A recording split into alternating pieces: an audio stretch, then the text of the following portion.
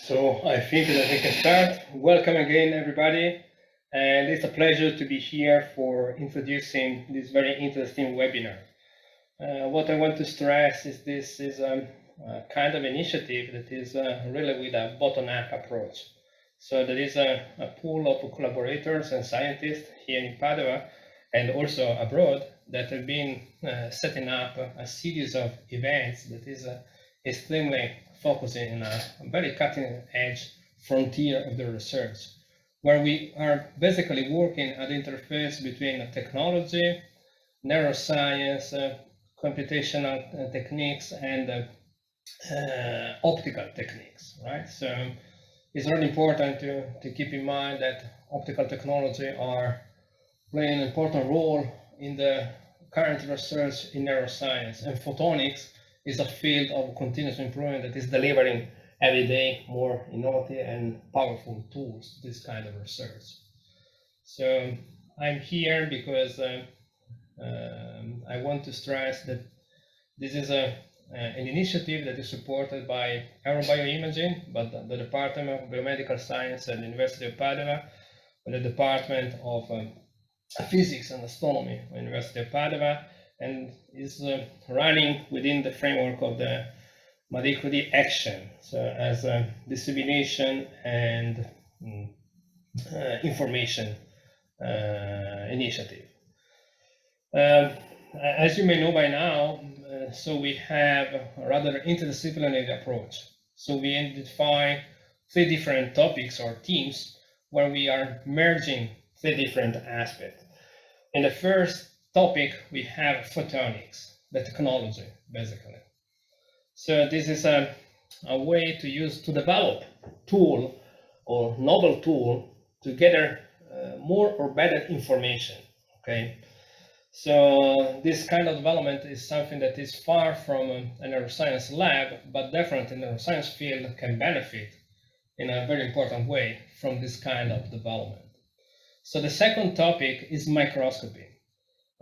So you may know that light-based approaches are becoming, or have become in the last 10-15 years, the tools of election for investigating the brain mechanism of the brain circuits, right?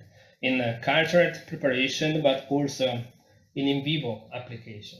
So light is the basic tool that is being used for recording activity, modulating activity, and tracking all the changes that we have at the level of the brain.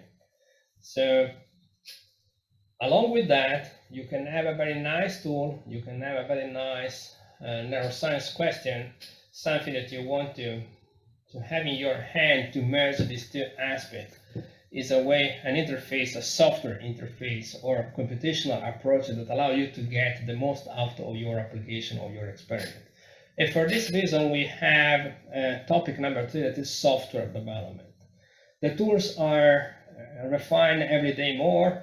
The questions are becoming every day more detailed or more demanding, and for that we need the development of the software that is enabling us to somehow get the information that we are looking for. That's the reason that we have identified for this kind of webinars 3 pillars: photonics, microscopy, and software. So I want to acknowledge the important role of the group of researchers that have been involved in setting up these webinars. This, as I said, is a bottom-up initiative. So we have a participation from many different labs. So that are labs from neurobiology, okay, field. We have labs from physics, and we have labs for different environments here in Padua. So we also have a network of supporters that are helping us to design and to, how to say, frame these webinars within a certain context. We have people from UK, from Switzerland, and also from other cities across Italy. This is a very nice initiative. It's the first that I see on this kind of, with this kind of working principle, but what is very cool is that we are able to attract the interest of many different researchers coming from different fields. It's a way to understand how our basic research that we are running every day could be applied or extended or can benefit from the knowledge what has been done in fields that are, how to say, very close but not directly interacting. So, as you know, the structure is rather complicated. We are currently planning to have also a large number of speakers and scientists that are contributing with their talks to this kind of program. So we have people from Europe, we have people from US, and we have people from Saudi Arabia. So we are looking for experts that can really get to the picture of what is currently ongoing and where the field is actually moving on. So along with that, so you can find all the information related to the programs, to the webinars, and also to the what we call the FNIP Day, an event that is scheduled on September, on our website. Okay, so on the website you will find all the plans for the next webinars with the speaker, with the major publications, with their biography, so that you can get the feeling of what is actually the topic of the discussion. And you can also see the plans that we have for hosting people. So we know we have a quite rich plan for webinars, but also we have what we call the FNIP Day, okay? So that it will be held in Padua in September 29th, okay? So the schedule is now settled, so we have quite an interesting speaker that are joining us, and you are also welcome to join us in Padua. That will be very good after this pandemic shutdown. So it's one-day event. It's totally free of charge for people that are willing to attend. It's open to from PhD to postdoc to scientists to PIs, and it's totally informal and is going to host some kind of interesting contribution. Say that, I want to tell you that you can always come back to us and suggesting topics for contribution, aspect of the research that is of your interest, that you feel that is not properly, how to say, addressed in the current approaches, and either you want to join as a speaker, as a participant, or as a supporter, you are always free to suggest and to come and to join our team. And as for today, we have quite important speakers, and I'm very happy because we are really digging now on the microscopy aspect, right? So, you know, we have always been thinking that, as I started before, light is playing a very important role, but it's rather clear to many of us that actually light alone is not a tool that can solve all the problems or can answer all the questions. So for this reason, people are starting looking for correlated information or integrate the typical approach with other approaches to compensate or to integrate the information that they can gather. So the schedule for today is very interesting. We are going to have Jörg Bewersdorf discussing all-optical super resolution imaging of molecules in the nanoscale cellular context. So, and this will start soon after this introduction, around 15. So we are going to have Alexander Radenovich for introducing the mysteries and the very interesting aspects associated with the correlative fluorescence and AFM microscopy. And then we will have Dr. Biancaldi that is going to present what is currently the technical or the techniques that are commercially available for integrate this kind of different information.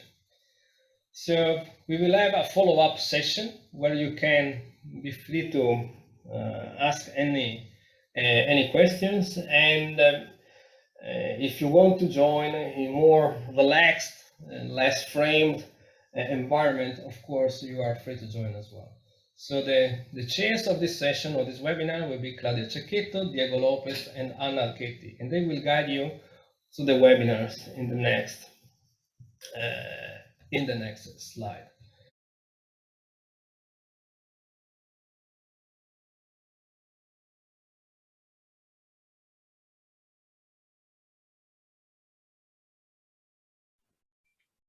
Good afternoon, everyone. Again, I want to thank Marco Dalmaschio, Professor Dalmaschio, for the introduction of the webinar. I'm Claudia Cecchetto from the Department of Biomedical Science here in Padova. And let's get started with the first talk of the day. First talk is by Professor Bewersdorf. He is the Harvey and Kate Cushing Professor of Cell Biology and Professor of Biomedical Engineering and Physics at Yale University. He received his master's degree in 1998 and his doctoral degree in physics in 2002, training with Dr. Stefan Hell at the Max Planck Institute for Biophysical Chemistry in Göttingen in Germany. After 4 years at the Jackson Laboratory in Bar Harbor in Maine, he relocated his research group to Yale University in 2009. An optical physicist by training, Dr. Bewersdorf has been a long-time contributor to the field of super-resolution light microscopy and the application of his technique to biological questions. Today, Professor Bewersdorf will talk about all-optical super-resolution imaging of molecules in their nanoscale cellular context. So I think we're all very interested in knowing more about this topic. So now I will leave the floor to Professor Bewersdorf. Thanks. Thank you. Yeah, thanks a lot for the introduction and also for the invitation to participate in the seminar. This is really really exciting to share my research this way and also to listen to the other talks after my talk. So let me share my screen.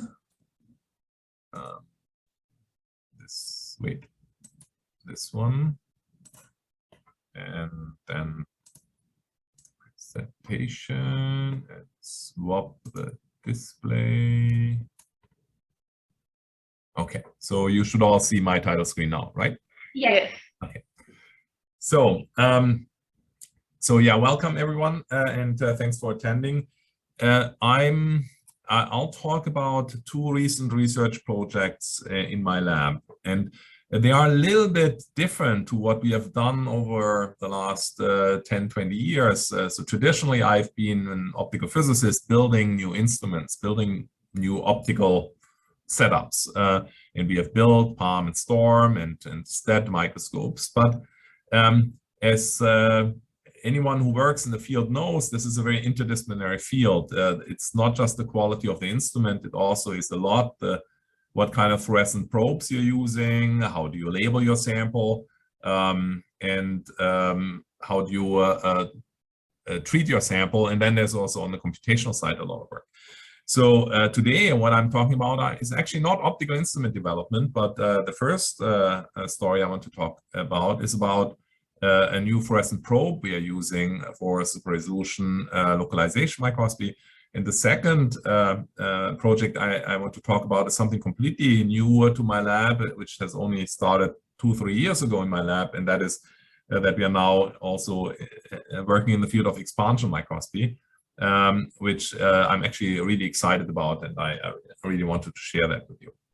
So, let's get started here with the first topic, and that is a new fluorescent probe in the field of single molecule localization super resolution microscopy. And let me first briefly remind you how this method works. So you see here a simulation. On the left, you see single molecules distributed in the star-like pattern. And if you would fluorescent molecules, and if you would image them with a conventional microscope, you would be limited by diffraction.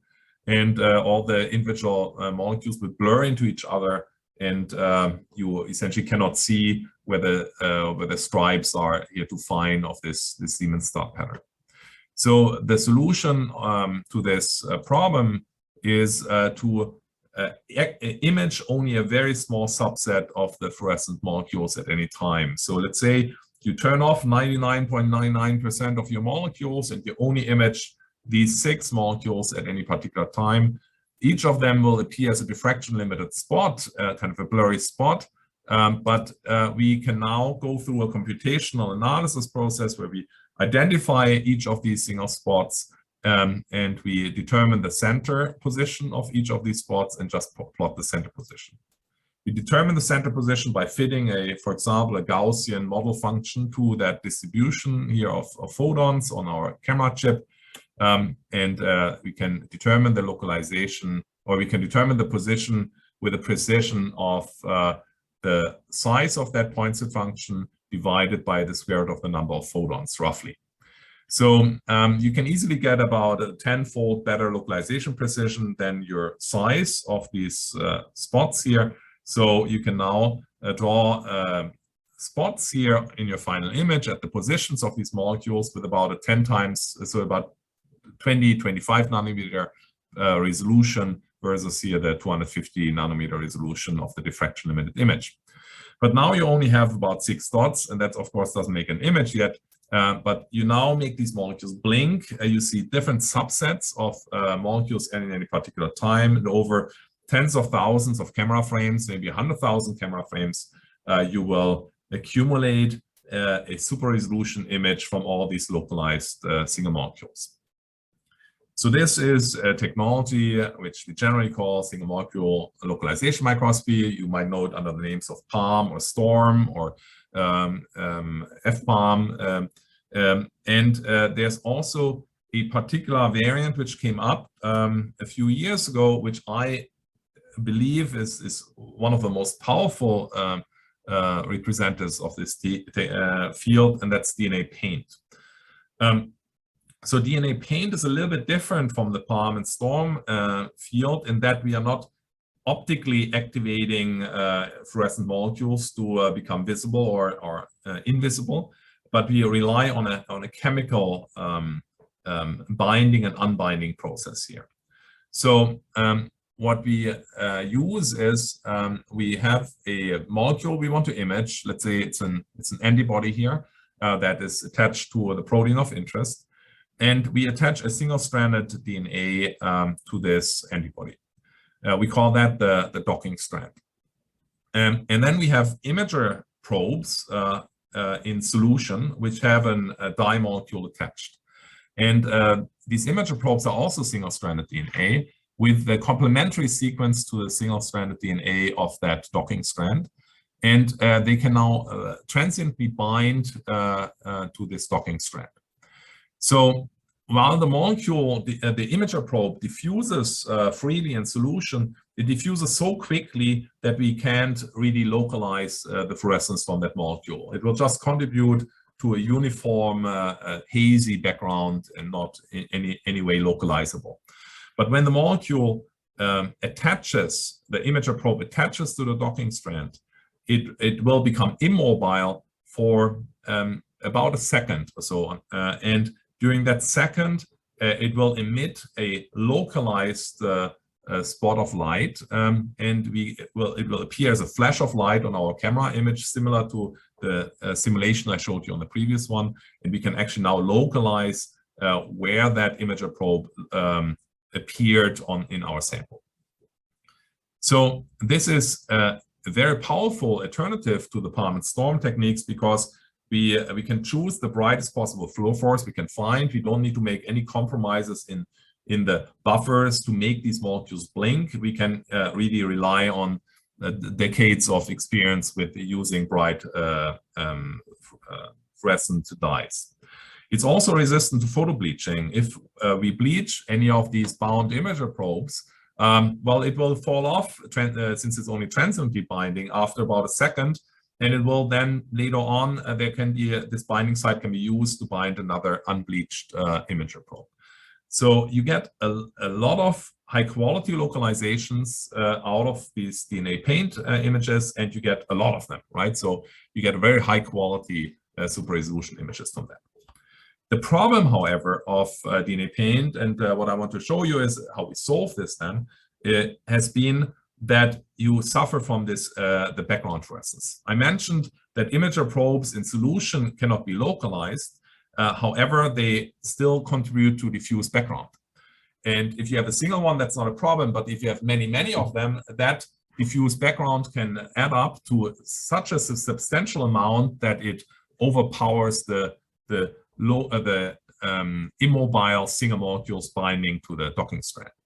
So you need to solve this high background problem, usually by going to a turf imaging mode to filter out anything deeper in the volume, or by going down in the concentration of the imager probes. But if you go down in the imager probe concentration, that means it will take a long time for a lot of molecules to bind to the docking strands. And the big weakness of DNA paint here has been that traditionally it's quite a slow imaging technique. It can take hours to really acquire a single high quality super resolution image.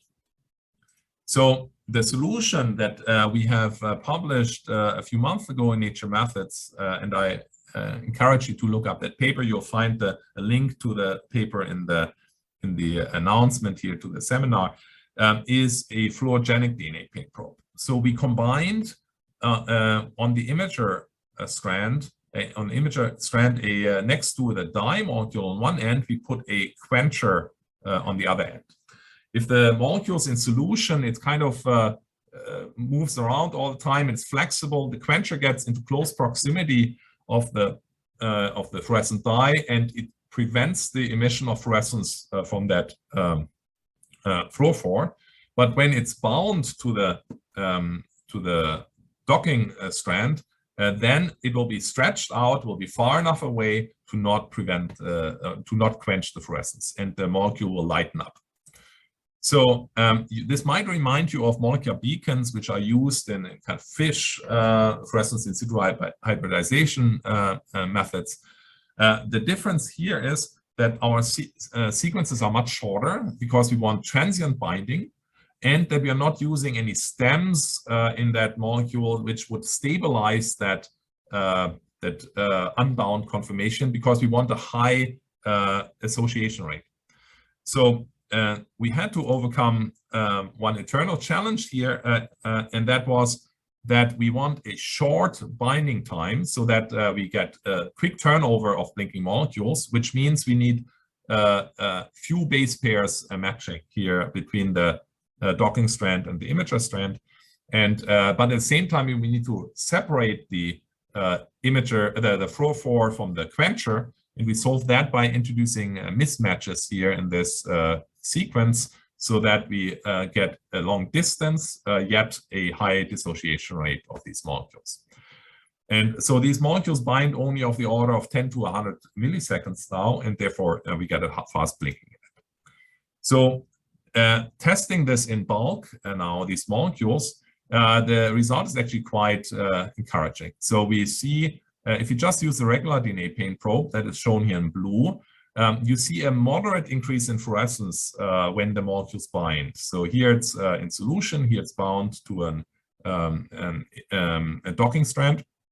It's surprising that it goes up at all. It shouldn't, but these are kind of the magics of chemistry and DNA binding.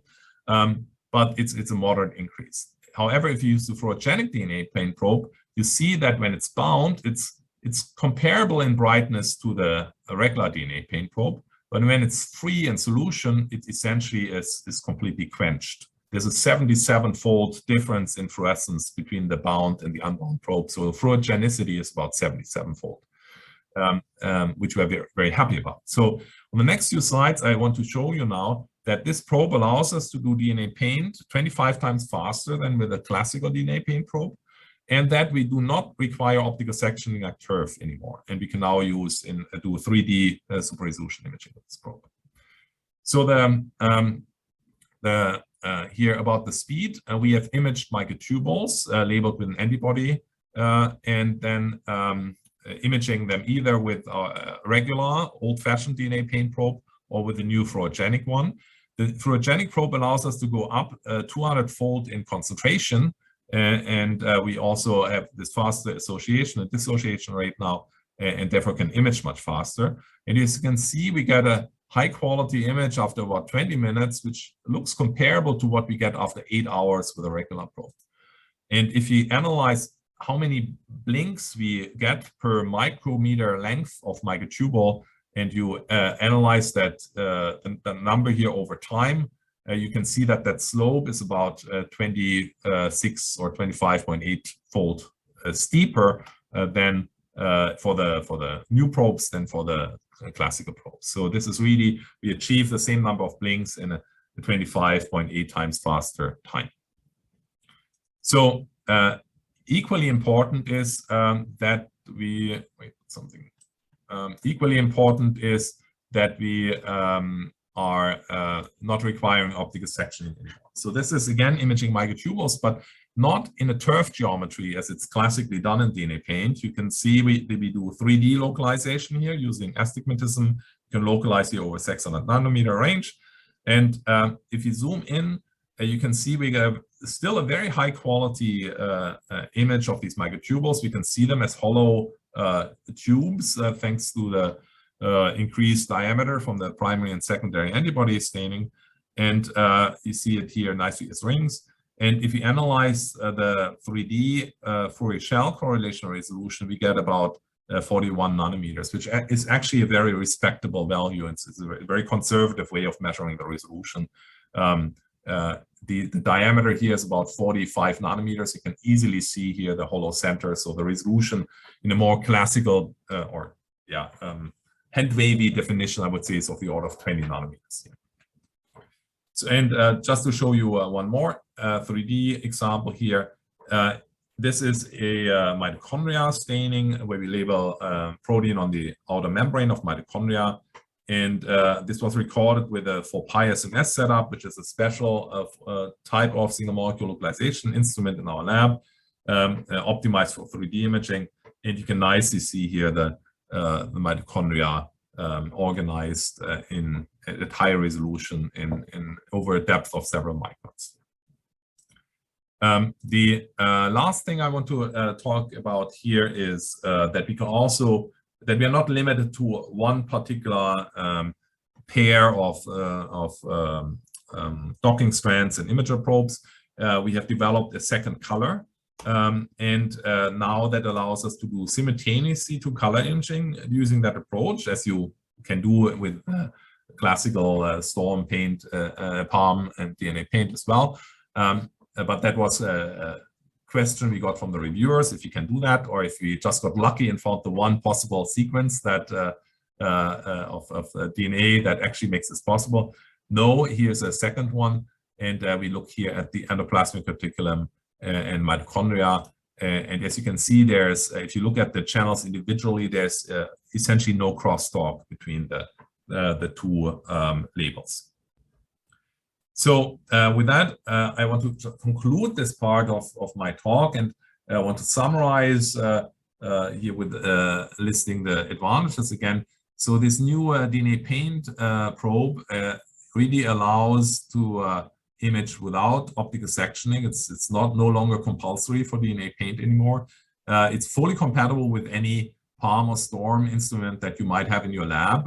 It's just using a different fluorescent probe.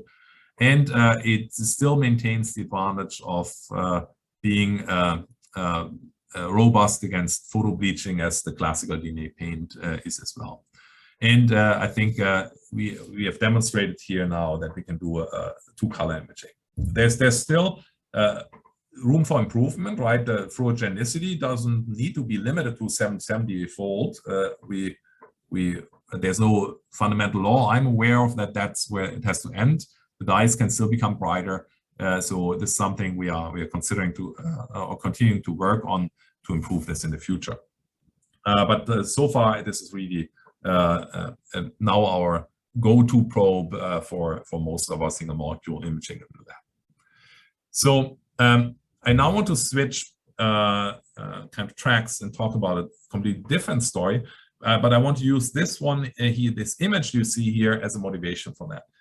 So we get very high quality super resolution images here from these fluorescent stainings. But we see these organelles here in a vacuum, right? We see mitochondria and we see the endoplasmic reticulum, but we don't see anything around it, right? And today's session is actually about correlative microscopy, which allows you to see a specific staining in the context of its environment, right?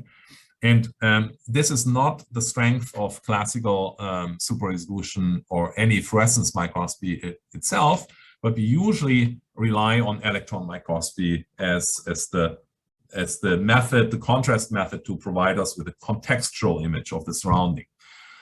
So here is an example of mitochondria imaged with an electron microscope, and this, of course, has been very popular for about 60 years. And it's a great method to see the ultrastructure. You can see, for example, here the crystal and the mitochondria very beautifully. But this method, electron microscopy itself, doesn't really is not ideal to look for molecularly specific stainings. 3D imaging is also quite difficult. You need to rely on tomography or series sectioning or a block phase sectioning here in FNIP SEM also.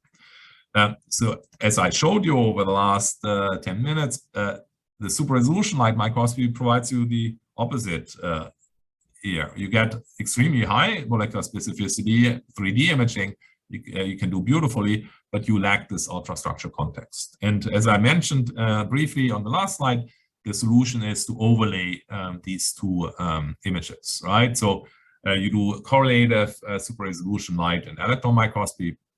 And here's an example from Harald Hesse's lab at Geneva, showing here again at the example of mitochondria how this is done. This is a solution to this problem, right? Ultrastructure and molecular specificity are both achieved at the same time, but the disadvantage is that it's quite complicated. I have the highest respect for the people who have mastered it, but it's fairly complex and expensive, since you need to have a sample which is compatible with both imaging modalities, which are not directly not automatically matching. You need to be quite creative to make this work. And therefore, I think this is somewhat limited in the range of or how many people can use it.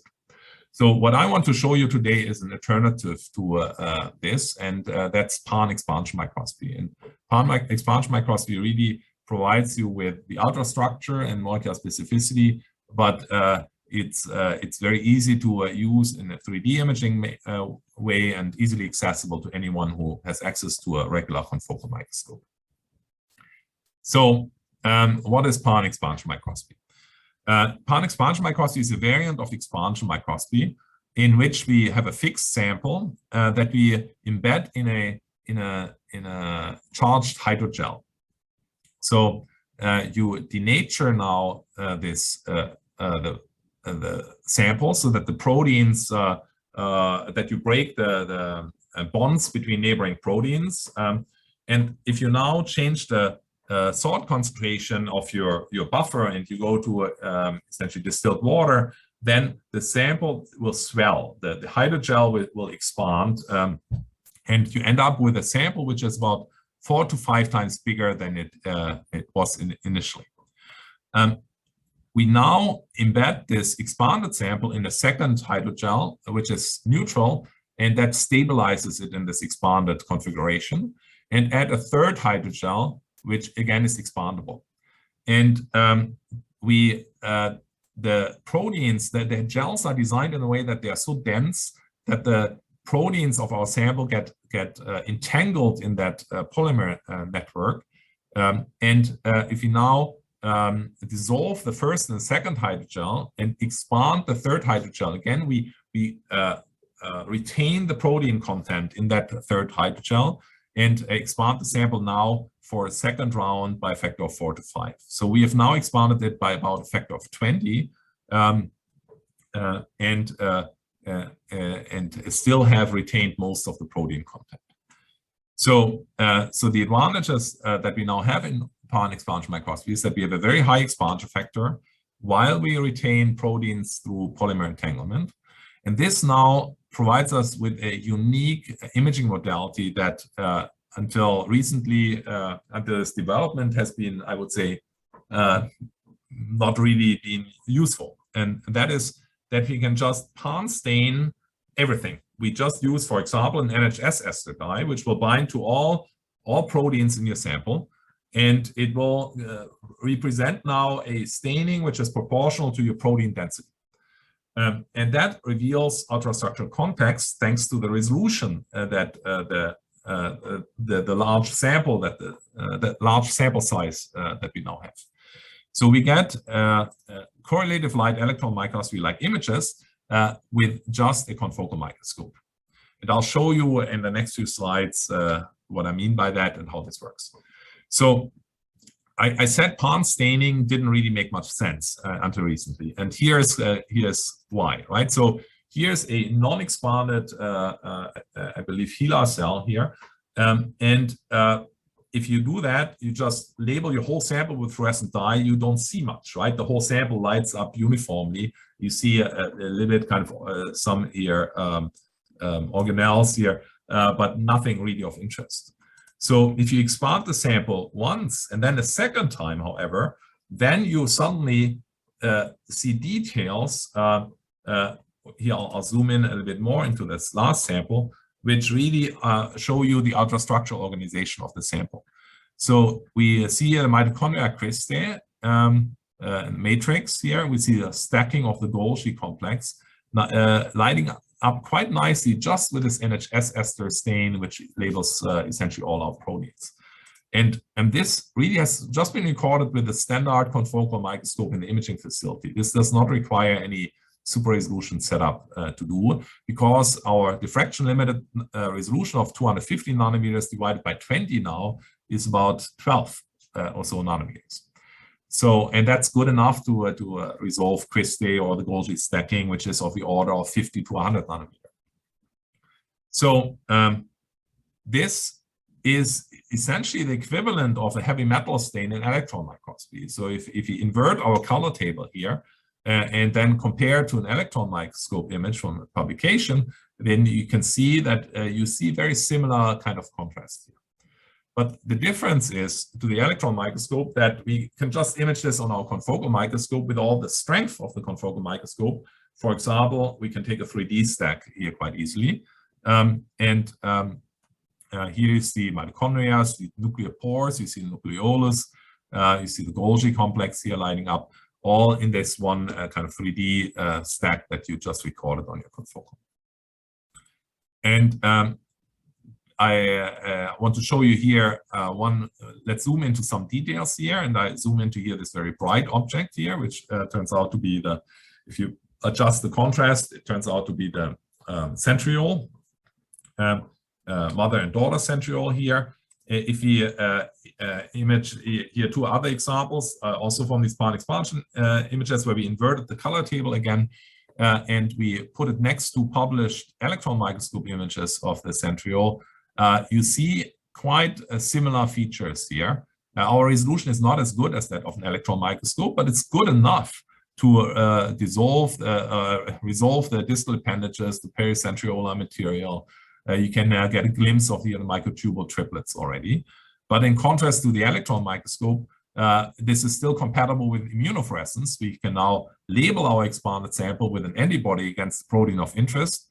And for example, can now see here the location of this polyglutamylated alpha tubulin within that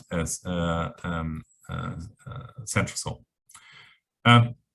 So this is published in a Nature Communications paper in 2020, but I want to spend the last couple of minutes talking about our latest bioRxiv paper, where we extended this concept to tissue, in particular brain tissue. And since this is a kind of a neuroimaging audience as well, I think this might be of interest to you.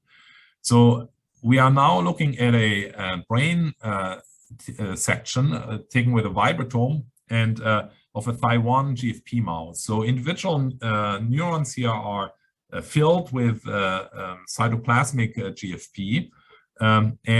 Here we're looking at one dendrite in a 3D volume. And we label the GFP with an anti-GFP antibody, and that's shown here in green. And then this grayish image, that's the NHS ester staining of the whole context around it. And this is a 3D data set now, recorded with a confocal microscope. And after a rotation, we'll zoom in and scroll through it here. And I think you can now appreciate the advantage of a kind of a correlative imaging approach, right? You can see now very nicely here the dendrite in the context of the other neurons. Here's a single synapse. You see this postsynaptic side here, the presynaptic side.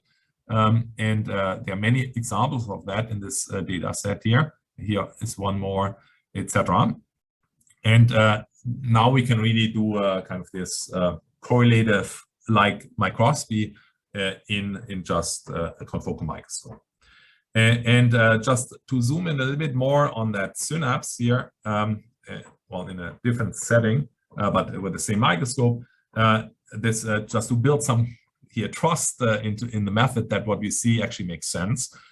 Here are some more examples of synapses that we see with the Pan expansion microscopy, and you can nicely see here these very characteristic structures. And it actually turns out that these have been seen in electron microscopy many years ago already, in 1966, right? And you can see here nicely the postsynaptic density as this more uniform stain, and then the presynaptic density, or here on the presynaptic side. If we look at a synapse in a face-on rather than in a cross-section, we see here a very characteristic hexagonal pattern, again, something which people have seen in electron microscopy years ago. But now, as I mentioned, you don't need the electron microscope anymore to be able to see it, and you can overlay this with fluorescent label, as I show you on the next one. But just here, just some quantification. If you measure here the sizes and the distances, it actually matches quite well to what electron microscopists had reported on these structures. And then here, my last slide. Here's an overlay now of a synapse with two antibody stainings taken on the same microscope at the same time, with a Homer and a bassoon label which are located on the post and the presynaptic side, and localized nicely here to these zones here. And with that, I come to the end of my talk. I want to acknowledge here my lab, current and former lab members, in particular Kenny Chung, who stands here, who is the person who spearheaded the fluorogenic DNA paint probes, and then Ons Emsad, who just graduated and who did the work on the expansion microscopy, and who's now running a startup company in the expansion microscopy business here. I thank you for your attention, and would be happy to take any questions if there's still a little bit of time. Otherwise, I guess after the session. Thank you, Professor Bewersdorf. I think there are a couple of minutes for the questions.